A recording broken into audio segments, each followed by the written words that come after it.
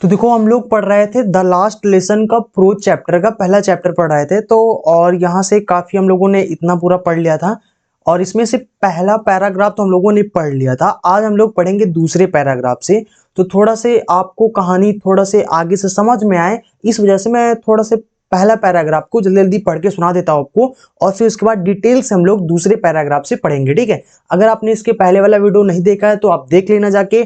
उसमें बहुत सारी चीजों को मैंने पढ़ के बताया था कि इस चैप्टर में किसके बारे में बताया गया है या फिर लेखक के बारे में पढ़ के बताया था। तो अगर आपने नहीं देखा तो आप देख सकते हैं। ठीक है, चलिए शुरू करते हैं। तो यहाँ पर देखो लिखा है सबसे पहले, आई स्टार्टेड, मैं चल दिया, फॉर स्कूल, स्कूल के लिए, वेरी लेट, बहुत देर, दैट मॉर्निंग, उस सुबह को।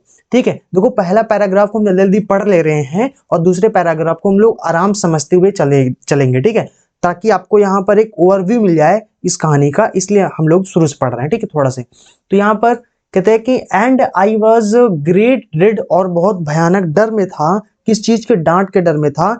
स्पेशली मतलब खास करके, बिकॉज क्योंकि एम हैवेल जो थे, हैड सेड उन्होंने कहा था कि ही वुड क्वेश्चन, वो सवाल करेंगे असमाने हमसे, किस चीज पर? पार्टिसिपल्स पर।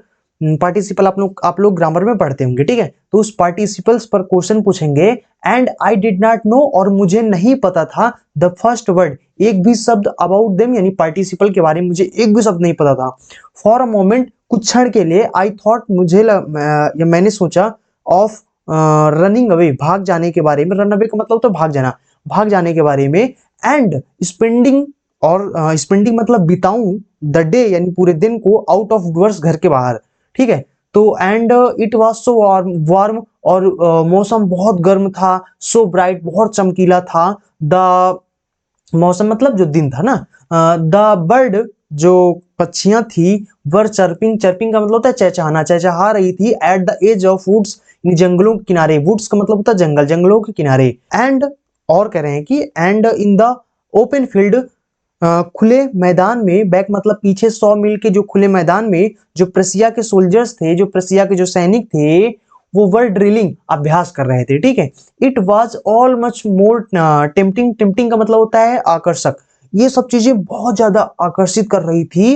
देन मतलब बहुत ज्यादा आकर्षक थी। किस चीज से ज्यादा आकर्षक थी? जब किसी भी चीज को तो देन लगाकर कंपेयर किया जाता है, देन लगाकर बता रहे हैं किस चीज से ज्यादा आकर्षक थी। वो थी द रूल्स फॉर पार्टिसिपल्स, यानी पार्टिसिपल्स के जो नियम थे उससे ज्यादा आकर्षक थी। ठीक है, और कहते हैं कि बट लेकिन, आई हैड द स्ट्रेंथ, मेरे अंदर शक्ति थी, ताकत थी। स्ट्रेंथ मतलब ताकत थी। टू रिस्ट्रिक्ट मतलब होता है मना करने के लिए, या किसी चीज को रिस्ट्रिक्ट करने के लिए। ठीक है, and hurried off to school, और मैं स्कूल के लिए तेजी से आगे बढ़ा। ठीक है, और अब हम लोग पैराग्राफ पढ़ लिए। आई थिंक आपको समझ में आ गया होगा। अगर नहीं समझ में आया तो आप इसके पहले वाला वीडियो देख सकते हैं। ठीक है, अब वहां पे जाके अब हम लोग दूसरे पैराग्राफ पढ़ते हैं। हम लोग को यहां से पढ़ना था। ठीक है, तो चलिए शुरू करते हैं। देखो यहाँ पे लिखा है व्हेन मतलब जब, आई पास्ड, मैं गुजरा, पास्ट मतलब गुजरना, मैं गुजरा, the town hall, town hall से। टाउन हॉल का मतलब होता है वो पूरा जो गांव का इलाका था ना, उस इलाके से, गांव के इलाके से, या इलाके से, गांव नहीं था शहर था, तो शहर के क्लास से। टाउन का मतलब होता है शहर ना। तो कहते हैं जब मैं टाउन हॉल से गुजरा, दियर वाज ए क्राउड, तो एक भीड़ थी। दियर वाज ए क्राउड मतलब भीड़ थी। इन फ्रंट ऑफ का मतलब होता है के सामने। किस चीज के सामने भीड़ थी?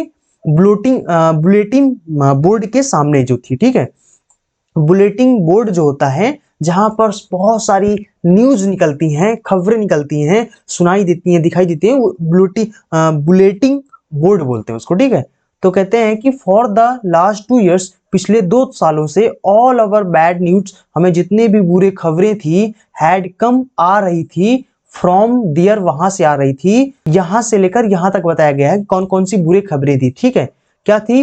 एक तो था द लॉस्ट बैटल्स, बैटल का मतलब होता है युद्ध, जो हारे हुए जो युद्ध थे उसकी खबर आ रही थी। जो ड्राफ्ट थे, ड्राफ्ट का मतलब होता है किसी भी कानून को बनने से पहले जो एक मसौदा तैयार किया जाता है। ड्राफ्ट का हिंदी अर्थ होता है मसौदा, मतलब जो कच्चा कानून होता है उसको बोलते हैं। ठीक है, तो यानी कि ड्राफ्ट की खबरें आ रही थी, और उन ऑर्डर्स की खबर आ रही थी। किस चीज की? कमांडिंग ऑफिसर, जो कमांडिंग ऑफिसर थे, जो अधिकारी थे, उनके जो ऑर्डर्स थे, उनकी जो ऑर्डर्स मतलब समझ रहे हो ना आप लोग, आज्ञा जो होता है। ठीक है, जो भी बोलते हैं कि ये करो वो करो। ठीक है, तो उन ऑर्डर्स कि खबरें वहां से आ रही थी, मतलब वहां से सुना, बुलेटिन बोर्ड से लोग देख रहे थे, ठीक है, खबरें। And I thought to myself, और मैंने सोचा, आई थॉट मतलब मैंने सोचा, टू माई सेल्फ मतलब खुद से, खुद का मतलब होता है कि इसका मतलब हुआ कि मैंने मन में ही सोचा इस चीज को, किस चीज को, विदाउट स्टॉपिंग, बिना रुके। क्या सोचा इन्होंने मन में? What can be matter now, what can be क्या हो सकता है, द मैटर नाउ मतलब अब मामला क्या हो सकता है, ठीक है। उन्होंने मन मतलब कि देखो, उन्होंने ये जब टाउन हॉल से गुजर रहे थे तो बहुत भीड़ थी, कहां पर, बुलेटिन बोर्ड के सामने बहुत भीड़ थी, वो बुलेटिन बोर्ड जहां पर ना पिछले 2 सालों से बहुत बुरी खबरें आ रही थी वहां से, मतलब उसमें बुलेटिन बोर्ड का मतलब होता है जैसे पूरा बड़ा सा टीवी लगा दो, वहां से न्यूज लगा दो, तो वही होता है, वहां से बुरी बुरी खबरें निकल रही थी, हारे हुए जितने युद्ध थे, ड्राफ्ट थे, जो ऑर्डर थे कमांडिंग ऑफिसर के, वो आ रही थी, ठीक है। तो यानी कि वहां पे भीड़ थी, तो यानी कि लेखक कह रहा है कि मैंने सोचा मन में, मन में मैंने सोचा, बिना रुके, मैंने रुका नहीं, बस चलते चलते मैंने सोचा यार क्या मामला हो सकता है वहां पर, ठीक है। तो कहते हैं दिन मतलब तब, आई जैसे ही, एज मतलब जैसे ही, आई हरीड मैं चल दिया, यानी कि हरीड का मतलब जब बड़ी तेजी से आप भागते हो, चलते हो, जल्दबाजी करते हो जब चलने के लिए, ठीक है। तो कहते हैं जब मैं तेजी से आगे बढ़ा, एज फास्ट एज, उतनी तेजी से आगे बढ़ा जितनी तेजी से आई कुड गो, मैं जा सकता था, ठीक है। एज फास्ट एज का मतलब होता है उतनी तेजी से, जितना, जितनी तेजी से, ठीक है। द ब्लैक स्मिथ आचर जो था, हु वाज दियर, जो, यानी ये लोग भी, ये हु किसके लिए आया, ये वाचर और ब्लैक स्मिथ के लिए आया था, तो मतलब जो वहीं पे थे, कौन, ब्लैक स्मिथ और वाचर जो वहीं पे थे, विद हिज अप्रेंटिस, अपने अप्रेंटिस के साथ, अप्रेंटिस का मतलब होता है वो जो होते नहीं, जो शिष्य होते हैं, जो अभ्यास करने के लिए आते हैं, अप्रेंटिस का मतलब होता है जो चेला होते हैं, ठीक है, चेला या शिष्य, ठीक है, जो छात्र स्टूडेंट होते हैं उनको बोलते हैं। तो अपने छात्रों के साथ जो वहीं पे थे, क्या कर रहे थे, रीडिंग बुलेटिन, खा यानी न्यूज को पढ़ रहे थे। तो इन्होंने क्या किया, कार्ड मतलब कहा, यानी कहा, आफ्टर मी मतलब मेरे पीछे से, तो मेरे पीछे से इन्होंने कहा, किसने कहा, जो ब्लैक स्मिथ थे, जिनका नाम वाचर था, जो ब्लैक स्मिथ थे, ये वाचर जो वहीं पे थे, ये वाचर ने, ये जो वाचर नाम का व्यक्ति है, इसने क्या किया, इसने मुझे पीछे से बुलाया, पीछे से बोला, क्या बोला, डोंट गो फास्ट बब, बब का मतलब होता है लड़के, और लड़के इतनी तेजी से मत जा, ठीक है। You all get, you all get to your school, you all get, तुम पा जाओगे अपने स्कूल को, इन प्लेंटी ऑफ टाइम, यानी कि पर्याप्त समय पर। तो उन्होंने कहा कोई लड़के इतनी तेजी से मत जा, तुम अपने स्कूल को टाइम से पा जाओगे, मतलब कि कहा कि इतनी तेजी से मत भागो, अपने तुम स्कूल ना बहुत टाइम से पहुंच जाओगे, अभी टाइम है आपके पास, ठीक है। तो ये इन्होंने कहा। फिर कहते हैं कि आई थॉट मैंने सोचा, मुझे लगा कि ही वाज मेकिंग, वो बना रहे हैं, फन ऑफ मी, मेरा मजाक, एंड रीच्ड, और पहुंच गया, एम हैविल के, ये यहाँ पे जो अपॉस्ट्रोफी एस ना, इसका मतलब होता है, ये जो आप देख रहे हो ना यहाँ पे अपॉस्ट्रोफी, इसका मतलब होता है, जो एस देख रहे हो ना, इसका मतलब होता है का या की या के, ठीक है। तो यानी एम हैवेल के जो छोटा सा जो गार्डन था, उस बगीचे में मैं पहुंच गया, ऑल आउट ऑफ ब्रीथ, हाँफते हाँफते, जब आप दौड़ते हो ना तो हाँफने लगते हो ना, हा हा हा ना, ऐसे करके जो हाँफने लगते हो, तो उसको ऑल आउट ऑफ ब्रीथ बोलते हैं। आउट ऑफ ब्रीथ मतलब होता है हाँफते हाँफते, ठीक है। तो कहते हैं कि जब ये उन्होंने बहुत तेजी से भागा, तो उन्होंने कहा ओए लड़के इतनी तेजी से मत जा, अपने स्कूल पहुंच जाओगे, अभी टाइम है आपके पास। तो इन्होंने सोचा कि वो उसका मजाक उड़ा रहे हैं, ठीक है। और ये हाँफते हाँफते क्या हुए, एम हैबल के गार्डन में पहुंच गए, ठीक है, बगीचे में पहुंच गए। यूजुअली का मतलब होता है हमेशा की तरह, कहते हैं कि यूजुअली का मतलब होता है अधिकांशता या हमेशा की तरह, है ना। व्हेन मतलब जब स्कूल खुलता था, मतलब खास करके जब स्कूल खुलता था, तो बेगन का मतलब होता है शुरू होता था या खुलता था, तो दियर वाज अ ग्रेट बसल, बसल का मतलब क्या होता है, बसल का मतलब होता है जो होता ना, वो जो उथल पुथल जो होता है, बहुत तेजी से अजड़म बगड़म की आवाज होती है। जैसे स्कूल खुलता ना तो क्या होता है, कोई डेस्क इधर ले जा रहा, उधर ले जा रहा, कोई चिल्ला रहा, ऐसे वैसे करके, उसको क्या बोलते हैं, बसल बोलते हैं। अफरा तफरी, या फिर या कह सकते हो जो बहुत तेज की जो आवाज होती है, इधर उधर की आवाज होती है, उसको ना बोलते हैं बसल बोलते हैं। तो देयर वाज ग्रेट बसल, कहते हैं कि आमतौर पर क्या होता था, यूजुअली मतलब आमतौर पर क्या होता था, जब स्कूल खुलता था तो बहुत बसल होता था, बहुत अफरा तफरी वाली आवाज आती थी। कहते हैं व्हिच कुड बी, जो सुनाई देती थी, जिसे सुना जा सकता था। व्हिच मतलब जो, कुड बी जिसे सुना जा सकता था, कुड बी हर्ड मतलब सुना जा सकता था, आउट मतलब बाहर, इन द स्ट्रीट मतलब गलियों में, जिसे गलियों में भी सुना जा सकता था, मतलब गली में भी आवाज सुनाई देती थी, इतनी तेजी से आवाज होती थी रोज डेली। ठीक है, तो और किस चीज की आवाज होती थी वो यहां पर बता रहे हैं। यानी आवाज जो होती थी, जो आवाज होती थी वो क्या क्या की आवाज होती थी, वो यहाँ पर इतने इतने इतने तीनों लाइनों में यही चीज बताया गया है कि मतलब वो आवाज क्या क्या होती थी।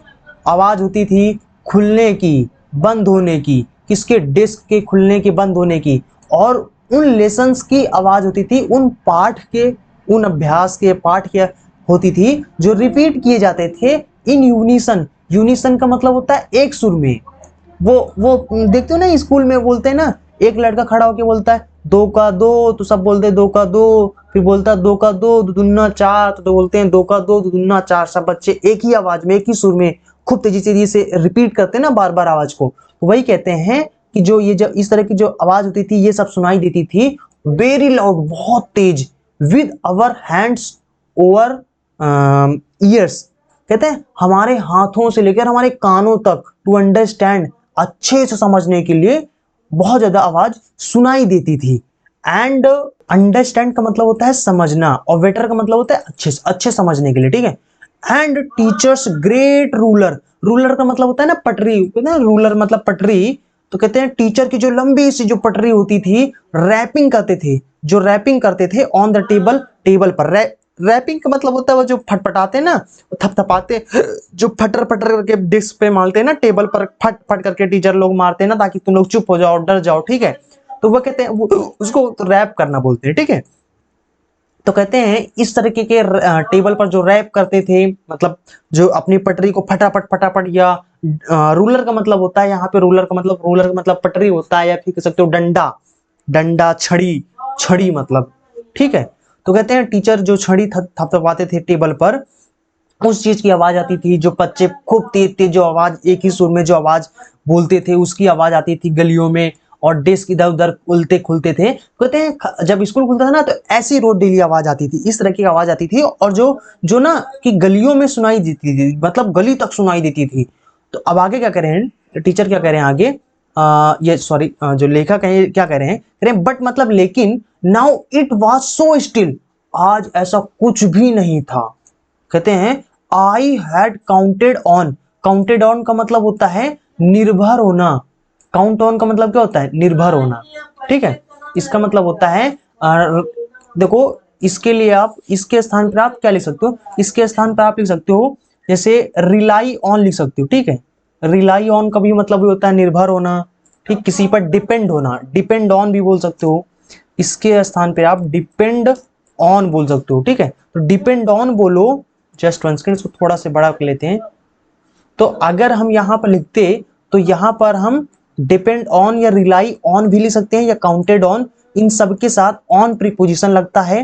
ठीक है, इन सब का मतलब होता है किसी चीज पर निर्भर होना। तो कहते हैं लेखक क्या कह रहा है, लेखक कह रहा है कि आई हैड काउंटेड ऑन, मैं निर्भर था, किस चीज पर निर्भर हो गया था, द कमोशन पर, जो कमोशन थी उस पर। कमोशन क्या होता है भी बताते हैं। टू गेट माई डिस्क, अपने डिस्क को पाने के लिए, विदाउट वेइंग सीन, बिना देखे।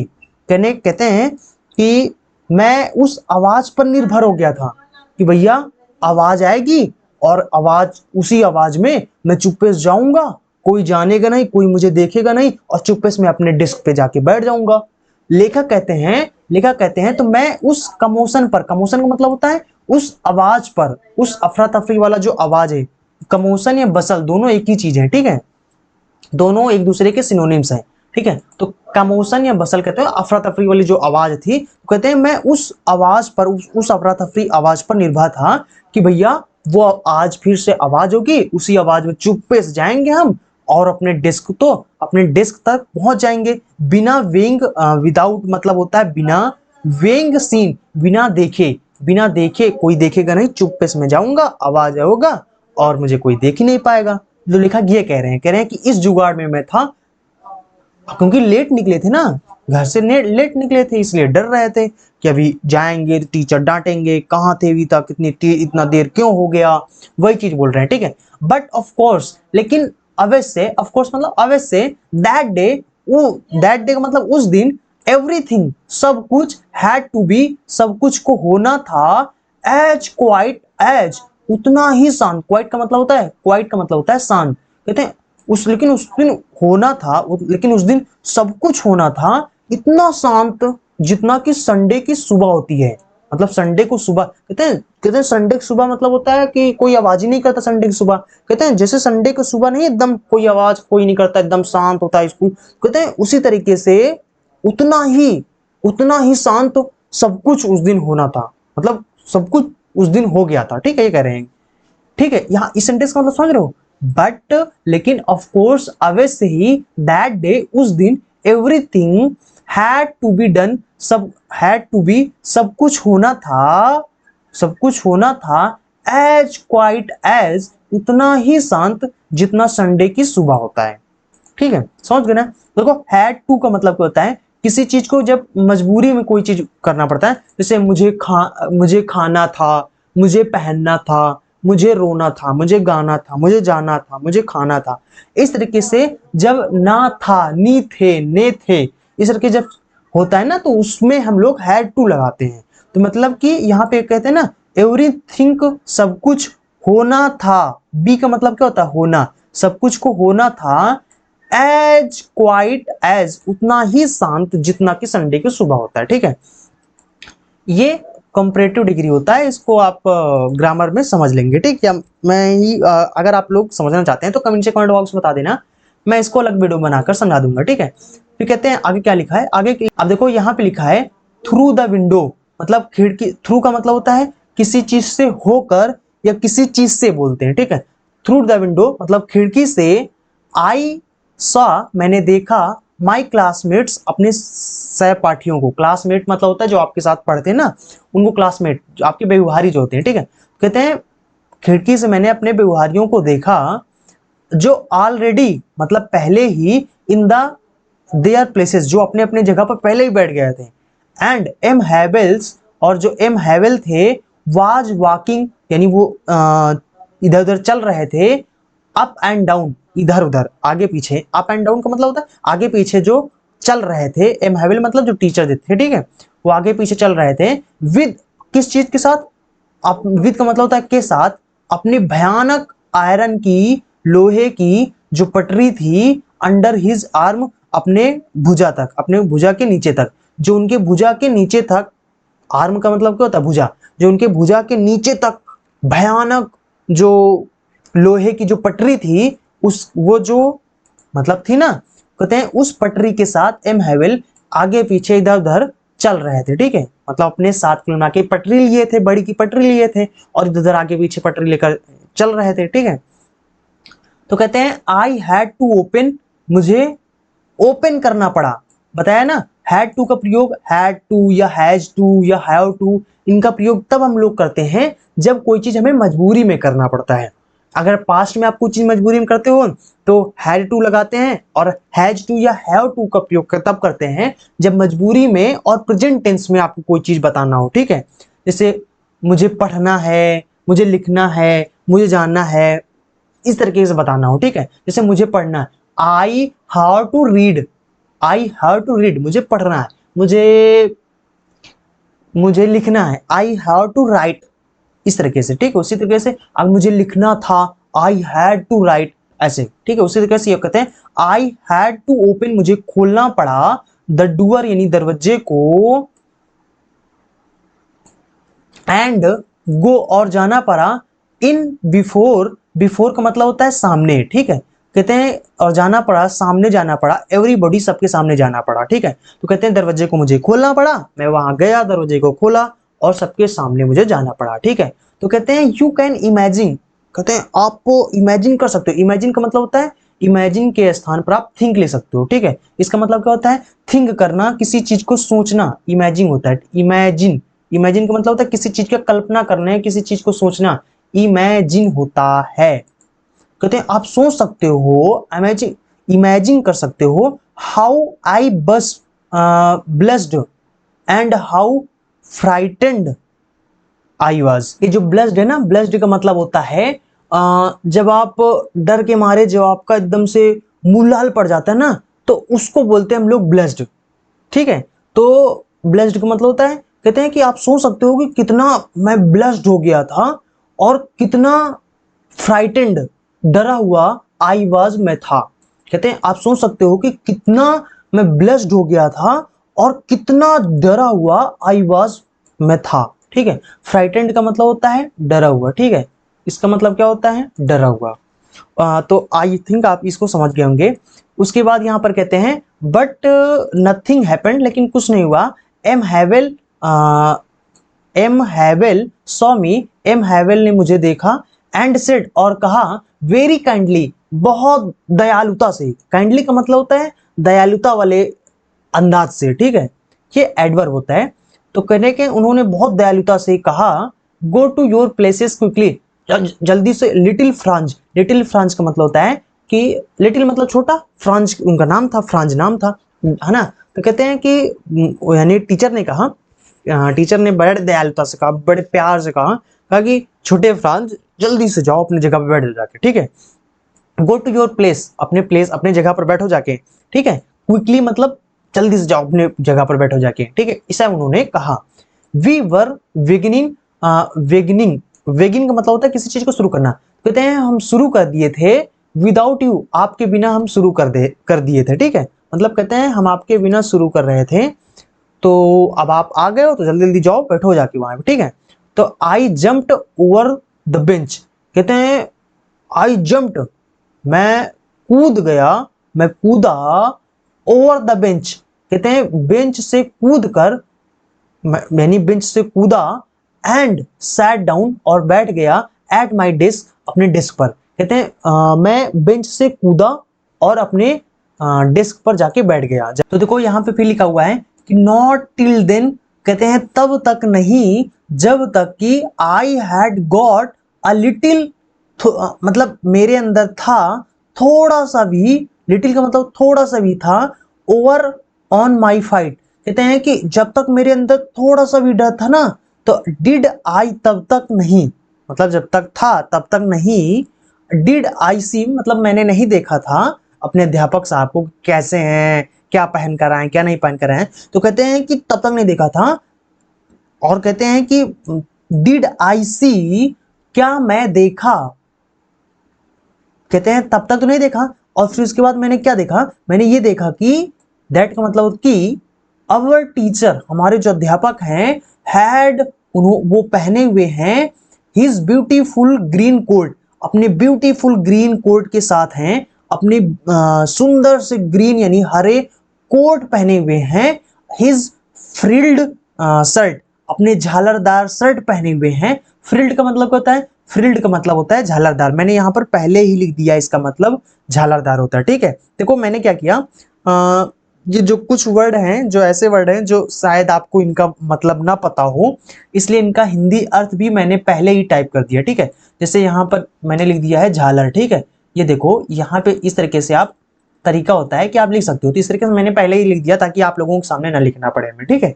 तो अपने झालरदार शर्ट के साथ, मतलब झालरदार शर्ट पहने हुए थे, झालरदार का मतलब उसमें झालर वालर भी रहा होगा, है ना, मैं ज्यादा डिजाइन बना रहा था, ठीक है।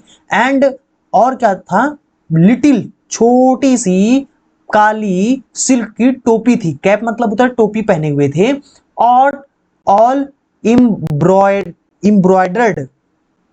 एम्ब्रॉयडर्ड, ठीक है। एम्ब्रॉयडर्ड का मतलब क्या होता है, जस्ट वन सेकंड मैं आपको दिखाता हूं।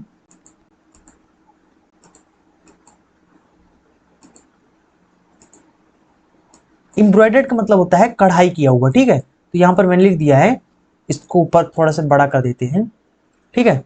इसका मतलब क्या होता है, इसका मतलब होता है कढ़ाई किया हुआ, ठीक है।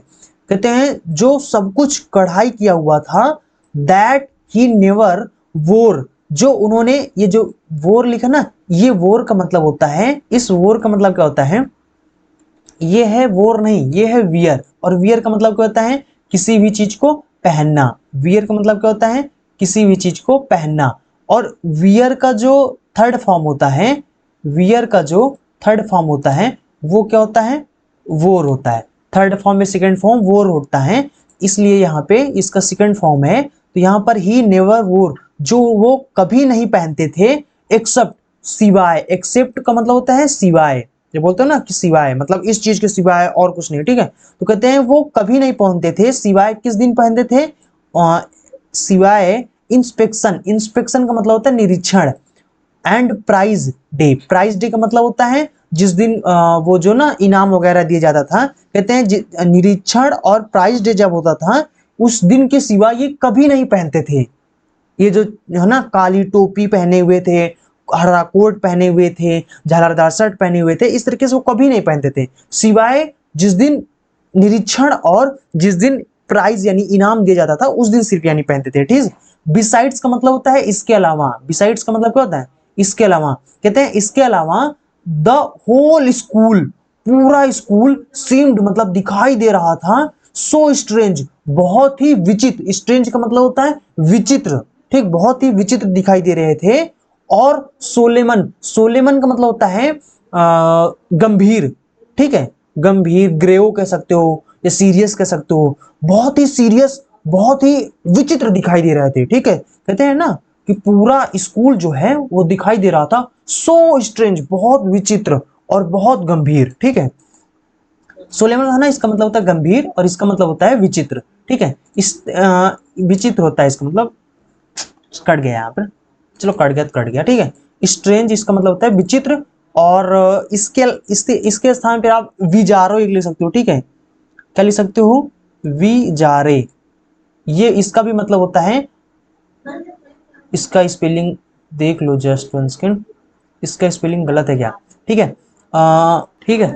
कहते हैं आगे क्या लिखा हुआ है, आगे लिखा हुआ है कि लेकिन द थिंग्स, कहते हैं जो बात थी, जो बात थी, जो कहते हैं वो बात जो, दैट मतलब जो, सरप्राइज्ड मी, जो जिसने मुझे सरप्राइज कर दिया था, मोस्ट यानी सबसे ज्यादा मुझे सरप्राइज किया था, वो बात वाज मीन्स थी, ये जो थिंग है ना, ये जो सब्जेक्ट है, इसका वर्ब क्या है, इसका वर्ब वाज है। मतलब वो जो बात थी ना, जो इसने मुझे सबसे ज्यादा सरप्राइज किया था, सबसे ज्यादा आश्चर्यचकित किया था, वो ये थी, वो थी टू सी, क्या थी, वो देखने का था, क्या देखने का था, वो बात क्या थी, देखने का थी, किस चीज को देखने का था, ऑन बैक बेंचेज, बेंचेज कहते हैं कि पीछे जो बेंच थे ना, पीछे बेंच पर दैट वर ऑलवेज, जो हमेशा, दैट मतलब होता जो, वर में होती थी, ऑलवेज मतलब हमेशा, इम्पटी जो हमेशा खाली होती थी, ठीक है। और कहते हैं द ब्लेज पीपल्स, जो गांव के आदमी थे, सिटिंग वो बैठे हुए थे, क्वाइटली मतलब एकदम शांति से, एकदम शांत पूर्वक, ठीक है, लाइक अवर सेल्फ, जैसे मैं था, अवर सेल्फ को मतलब खुद, ठीक है। कहते हैं जैसे मैं चुपचाप से बैठा हुआ था ना, उससे उसी तरीके से जो गांव के आदमी थे वो भी पीछे शांति से बैठे हुए थे, ठीक है। हाउ, यहाँ पर ओल्ड हॉसर, हॉसर का मतलब होता है बूढ़ा व्यक्ति, ओल्ड हॉसर का मतलब क्या होता है, इसका मतलब होता है बूढ़ा व्यक्ति होता है, ठीक है। तो कहते हैं बूढ़े व्यक्ति जो with his three cornered hat, जो अपने त्रिकोणी मतलब तीन कोने वाली जो टोपी होती ना, हैट का मतलब क्या होता है टोपी, अपने तीन कोने वाली टोपी के साथ थे जो बूढ़े आदमी थे।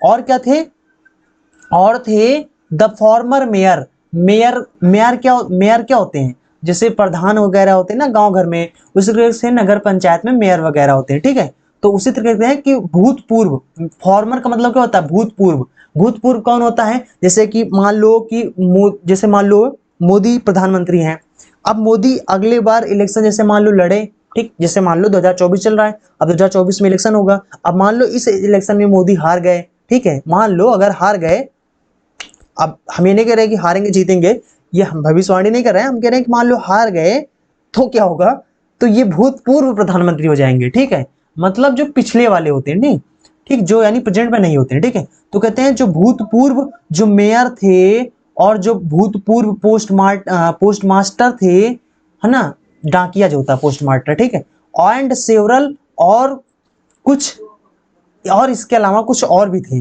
ठीक है, मतलब कहाँ थे, पीछे थे। ये लोग क्या थे, चुपचाप से बैठे हुए थे, ठीक, कहते हैं ना, जो विलेज पीपल, गांव के आदमी जो बैठे हुए थे चुपचाप से, जैसे मैं चुपचाप से बैठा हुआ था। और कहते हैं कि उसमें कौन कौन से थे, जो गांव के पीछे लोग जो बैठे हुए थे, उन लोगों में कौन कौन थे, एक तो बूढ़ा बूढ़ा व्यक्ति था जो अपने त्रिकोणी टोपी के साथ आया था, और जो भूतपूर्व जो मेयर थे, भूतपूर्व मास्टर थे, और कई भी लोग थे, और इसके अलावा बहुत सारे लोग थे जो चुपचाप से पीछे बैठे हुए थे, ठीक है। कहते हैं कि एवरीबडी लुक्ड सैड, हर कोई एकदम दुखी दिख रहा था। And Hauser had brought an old primer, और जो हॉसर थे, जो बूढ़ा व्यक्ति था, हॉसर मतलब जो बूढ़ा व्यक्ति था, हैड ब्रॉट उसने लाया था, ये ब्रिंग का सेकंड फॉर्म है ब्रॉट, ठीक है, थर्ड फॉर्म है ब्रॉट, ब्रिंग यानी ब्रिंग का मतलब होता है लाना, तो जो लाया हुआ था। एंड ओल्ड प्राइमर, प्राइमर का मतलब होता है एक पुरानी किताब, प्राइमर का मतलब होता है पुरानी किताब। जो देखो, इससे प्राइमर के दो मतलब होते हैं, एक तो प्राइमर प्रिंट होता है, और दूसरा प्राइमर का मतलब होता है ऐसी किताब जो छोटे छोटे बच्चों के लिए, उनको पढ़ने लिखने सिखाने के लिए जो बुक होती है, उस बुक को बोलते हैं, ठीक है। तो कहते हैं कि जो बूढ़ा व्यक्ति था उसने एक वो किताब लाया हुआ था अपने साथ में, थम्ब्ड एट द एजेस, थम्ब्ड का मतलब होता है, थम्ब्ड का मतलब होता है कि जब उंगली करना, ठीक, इसका मतलब होता है टर्न ओवर मैनी टाइम्स, जब आप किसी चीज को बार बार पलटते हो ना, बार बार पलटते हो किसी चीज को, बार बार पलटना, ठीक है, उसको थंब बोलते हैं, ठीक है, जब एज अ वर्ब यूज होता है। वैसे थंब का मतलब होता है अंगूठा, जब नाउन फॉर्म में यूज हो, लेकिन जब वर्ब फॉर्म, यहाँ पे वर्ब फॉर्म में यूज हुआ है, ठीक, जब वर्ब फॉर्म में यूज होता है तो इसका मतलब होता है किसी चीज को बार बार पलटना, ठीक है। तो कहते हैं कि जो पुरानी किताब थी ना, जो बार बार पलटी गई थी, एट द एजेस मतलब किनारों पे जिसके बार बार पलटा गया था, तो एंड ही हेल्ड उन्होंने रखा था, हेल्ड का मतलब होता है रखना, देखो, होल्ड का मतलब होता है रखना, और इसका सेकंड फॉर्म है यानी जो रखा हुआ था, इट मीन्स मतलब जिस जो रखा हुआ था, जो रखे हुए थे, इट मतलब इसे, ओपन मतलब खुले रखे हुए थे, हिज नीज अपने घुटनों तक, नीज का मतलब अपने घुटनों तक, विद हिज ग्रेट स्पेक्टिकल्स अपने, स्पेक्टिकल्स का मतलब होता है जो चश्मा होता है, अपने चश्मे के साथ, ठीक है, लाइंग अक्रॉस द, उसके आगे क्या लिखा, ओ देखो इसके आगे कुछ भी नहीं लिखा है, इसके आगे एक्चुअल में क्या था ना कि इसका जो पीडीएफ होता है ना, पहले किताब से इसका पीडीएफ बनाना पड़ता है, तो हमने क्या किया है कि पीडीएफ बनाया था, आधा ही इतना ही पीडीएफ बनाया, अब इसके आगे मैंने पीडीएफ नहीं बनाया है, तो हम क्या करते हैं कि अब इसके आगे पीडीएफ बनाएंगे अगले वीडियो में, और इसके आगे जो होगा वो हम आपको अगले वीडियो में पढ़ा देंगे, ठीक है। तो आज के लिए इतना ही पढ़ लेते हैं, तो आई थिंक आप समझ गए होंगे, यहाँ से हम सेंटेंस आपको फिर से कल से समझा देंगे, ठीक है, इसके आगे हम लोग कल से दोबारा पढ़ लेंगे, ठीक है। तो आई थिंक आप इतने इतने तक समझ गए होंगे, जो लोग नहीं समझे हैं चलो उनको मैं एक बार फिर से जल्दी जल्दी बता देता हूँ। तो यहाँ पर जल्दी जल्दी फिर से बता देता हूँ, जस्ट 1 सेकंड, कहाँ से बता देते हैं, यहाँ से कहते हैं कि व्हेन आई वाज पास्ड, देखो जिनको समझ में आ गया है वो लोग वीडियो को स्किप करके आगे बढ़ सकते हैं, जिन लोगों को थोड़ा बहुत कंफ्यूजन हुआ हो इसका मतलब समझने के लिए और जानना चाहते हो इसका मतलब, तो जल्दी जल्दी मैं आपको समझा देता हूँ, ठीक है, कहानी की तरह समझ लेते हैं, ठीक है। कहते हैं व्हेन आई पास, लिखा कहता है जब मैं गुजरा टाउन हॉल से, तो देयर वाज बहुत बड़ी भीड़ थी in front of bulletin board के सामने बहुत ज्यादा भीड़ थी। कहते हैं पिछले 2 सालों से पूरी जितनी भी बुरी खबरें थी वो वहां से आ रही थी, जैसे हारे हुए युद्ध थे, ड्राफ्ट था, ऑर्डर्स था जो कमांडिंग ऑफिसर्स के, और मैं आई थॉट माई सेल्फ, मैंने खुद में मतलब मन में ही मन में सोचा, बिना रुके मैंने मन में सोचा यार क्या मैटर हो सकता है वहां पर, ठीक है, क्यों वहां पर इतना भीड़ है, ठीक है। तो कहते हैं लेखक कहते हैं वहां पर क्या मैटर हो सकता है, कहते हैं कि देन आई, जैसे ही I hurried by as fast as, जैसे मैं उतनी तेजी से आगे बढ़ा, जितनी तेजी से मैं बढ़ सकता था उतनी तेजी से मैं आगे बढ़ा, तो जो ब्लैक स्मिथ जो सोनार थे जिनका नाम वॉचर था, तो जो वहीं पे थे वो अपने अप्रेंटिस, अपने शिष्यों के साथ, अपने स्टूडेंट्स के साथ जो रीड कर रहे थे, पढ़ रहे थे बुलेटिन को, यानी समाचार को पढ़ रहे थे, कॉल्ड आफ्टर मी, उन्होंने पीछे से मुझे बोला, क्या बोला, डोंट गो फास्ट बब, बब का मतलब होता है ओए लड़के इतने तेजी से मत जा, you will get to your school, अपने स्कूल पहुंच जाओगे in plenty of time, time से अपने स्कूल पहुंच जाओगे, इतनी तेजी से मत जाओ। आई थॉट, मुझे लगा कि he was making fun of me, मुझे लगा कि वो ना मेरा मजाक उड़ा रहे हैं। एंड आई रीच्ड, इस तरीके से भागते भागते मैं पहुंचा हेम हेवल के छोटे से गार्डन में हाफते हुए। ठीक है, कहते हैं कि जनरली क्या होता था कि जब स्कूल खुलता था तो बहुत ज्यादा आवाज होता था, हसल होता था, बहुत ज्यादा बसल होता था, हसल नहीं सॉरी बसल होता था। बसल का मतलब होता है अफरा तफरी वाला जो आवाज ना, इधर उधर वाला, बेंच इधर हो रहे हैं उधर हो रहे हैं तो ये जो सॉरी उसको बोलते हैं। ठीक है, तो बहुत ज्यादा आवाज होती थी जनरली, ऐसा स्कूल जब खुलता था तो ऐसा होता था। कहते हैं which could be heard out in the street, जो गलियों में जिसकी आवाज सुनाई दी जाती थी, मतलब जो गली में भी जिसकी आवाज सुनाई देती थी, और खुलने के बंद होने के डेस्क के जो बार बार एक ही सुर में जो रिपीट किए जाते थे आवाज बहुत तेजी से, और अपने कानों से यानी कि अपने हाथों से कानों तक जो सुनाई देती थी समझने के लिए अच्छे से। एंड टीचर्स की ग्रेट जो पटरी होती थी, जो रैपिंग करते थे, बार बार थपथपाते थे टेबल पर, बार बार पीटते थे टेबल पर, तो इन सब की चीजों की आवाज बार बार आती थी। बट लेकिन आज ऐसा कुछ भी नहीं था। आई हैड कंटेंट आउट, और मैं इसी आवाज पर निर्भर था कि आवाज होगी तो मैं चुप्पे से जाऊंगा, बैठ जाऊंगा, और कोई मुझे देखेगा भी नहीं। कहते हैं लेकिन अवश्य ही दैट वे, उस दिन सब कुछ इतना शांत हो गया था जितना संडे की सुबह को होता है। कहते हैं खिड़की से मैंने देखा, अपने व्यवहारियों को देखा जो पहले ही अपने अपने स्थान पर बैठ गए थे। एम हेवेल जो इधर आगे पीछे चल रहे थे अपनी भयानक भयानक जो आयरन यानी लोहे की जो पटरी थी, अपने उनके भुजाओं तक जो मतलब बड़ी सी पटरी जो थी, मतलब उसके साथ आगे पीछे घूम रहे थे। आई हैड टू ओपन, मुझे दरवाजा खोलना पड़ा, एंड गो बिफोर एवरीबडी, और सबके सामने जाना पड़ा। कहते हैं कि यू कैन इमेजिन, आप सोच सकते हो, यू कैन इमेजिन, आप सोच सकते हो कि हाउ हाउ आई ब्लश्ड, मैं कितना डर से लाल हो गया था मेरा चेहरा, और कितना हाउ फ्राइटेंड, कितना डरा हुआ आई वाज, मैं था। ठीक है, कहते हैं आप सोच सकते हो कितना डरा हुआ मैं था उस दिन। कहते हैं बट, लेकिन हुआ कुछ भी नहीं, नथिंग हैपेंड। हैपेंड का मतलब होता है होना, हैपन का मतलब क्या होता है, होना, घटित होना, किसी चीज का आकार होना। ठीक है, अच्छा हैपन के स्थान पे एक वर्ड भी लिख सकते हो आप यहाँ पर। ठीक है, जस्ट वन सेकंड, हैपन के स्थान पे आप एक वर्ड होता है OCUR, आकर, ये भी आप लिख सकते हो। ठीक है, इसका भी मतलब होता है किसी भी चीज का घटित होना, किसी भी चीज का होना, उसको अकर बोलते हैं या हैपन बोलते हैं। ठीक है, तो कहते हैं कि आप सोच सकते, कहते हैं लेकिन हुआ कुछ भी नहीं। ठीक है, एम हैवेल एम हैवेल ने मुझे देखा और कहा कि बड़े बहुत दयालुता से उन्होंने कहा कि छोटे फ्रांज, जाओ बैठ जाओ जाके अपने स्थान पर। ठीक है, जल्दी जाओ अपने स्थान में बैठो जाके। ठीक है, we were beginning without you, हम शुरू कर रहे थे बिना आपके बिना हम शुरू कर रहे थे। ठीक है, कहते हैं कि आई जम्प्ड ओवर द बेंच, मैंने बेंच से उछला कूदा, and sat down my desk, अपने डेस्क पर बैठ गया। ठीक है, अच्छा यहाँ पर एक ग्रामर रूल है।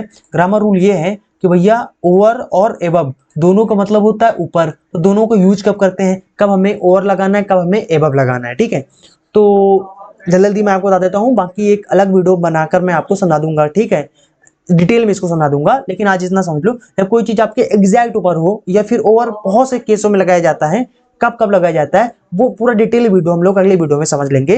किसी वीडियो में हम आपको बता देंगे, ठीक, समझा देंगे किसी दिन।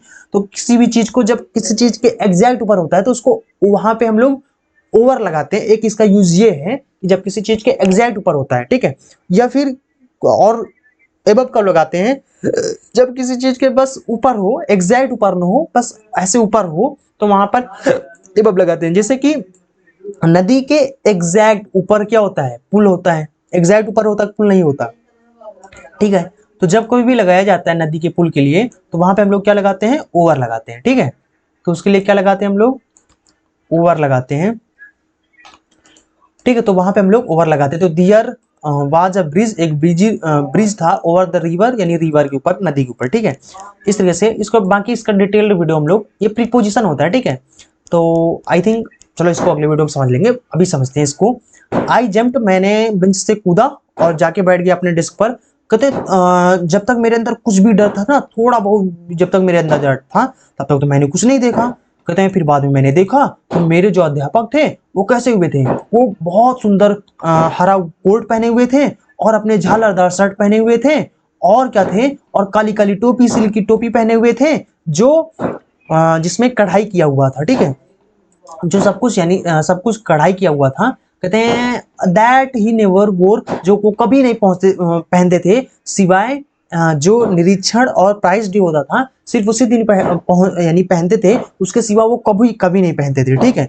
कहते हैं इसके अलावा ही द होल स्कूल, यानी होल का मतलब होता है पूरा, ठीक, कहते हैं पूरा स्कूल बहुत ज्यादा विचित्र और बहुत ज्यादा गंभीर दिखाई दे रहे थे।